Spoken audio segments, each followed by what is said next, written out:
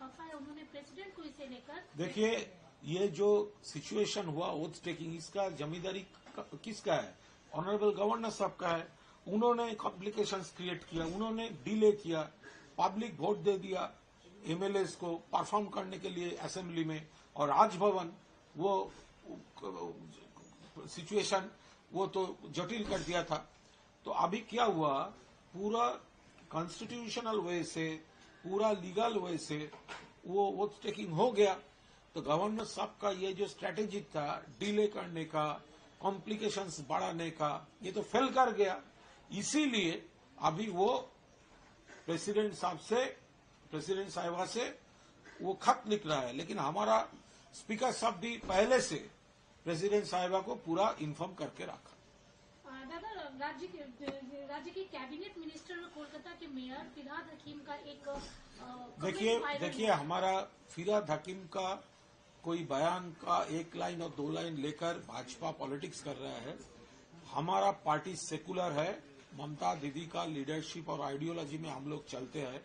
और फिरहाद हकीम के बारे में कुछ बोलने से पहले एक बार उसका काली पूजा में जाइए।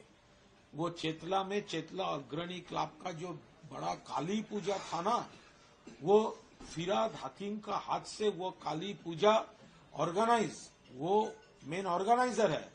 फिर दुर्गा पूजा, बहुत पॉपुलर दुर्गा पूजा चेतला अग्रणी का।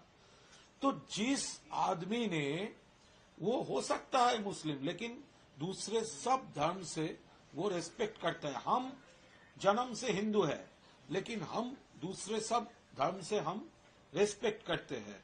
तृणमूल कांग्रेस ये सेकुलरिज्म और दूसरे धर्म का रेस्पेक्ट करने का पॉलिटिक्स करता है।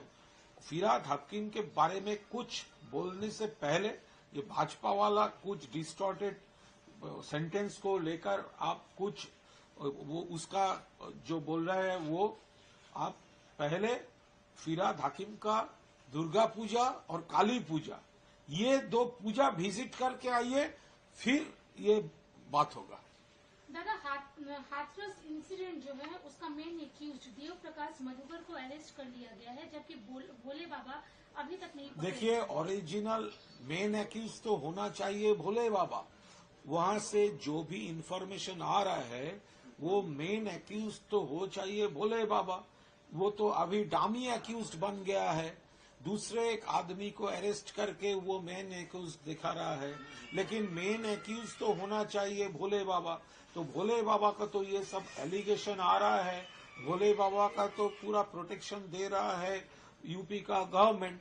तो भोले बाबा को नाम तो एफआईआर में 1 नंबर पे होना चाहिए था, लेकिन दूसरे एक शैडो, एक डामी एक्यूज बनाकर भोले बाबा को रिहाई देने का, ओरिजिनल कॉन्स्पिरेसी, ओरिजिनल फेलियर को वो कवर करने का, डाइवर्ट करने का कोशिश कर रहा है एडमिनिस्ट्रेशन। भोले बाबा ने फाइनली ये बोला है कि जो भी कल्प्रिट है इस इंसिडेंट के, उनको बख्शा नहीं जाएगा। तो भोले बाबा किधर है? तो उनको तो उनका आश्रम में ऐसा हुआ था, उनका प्रवचन सुनने के लिए लोग जो आया था, तो वहां पर रेस्क्यू में तो उनका देखा नहीं गया। वो तो खड़ा होना चाहिए। अगर वो रियल गुरु है, अगर वो रियल भगवान है, अगर वो रेस्पेक्टेबल पर्सन है, तो रेस्क्यू में तो उनका खड़ा होना चाहिए था। वो भाग गए थे क्यों? अभी वो पॉलिटिकल शेल्टर लेकर दूसरे किसी कॉन्स्पिरेसी में वो खुद को बचाने के लिए वो इसी तरह सब स्टेटमेंट बाजी कर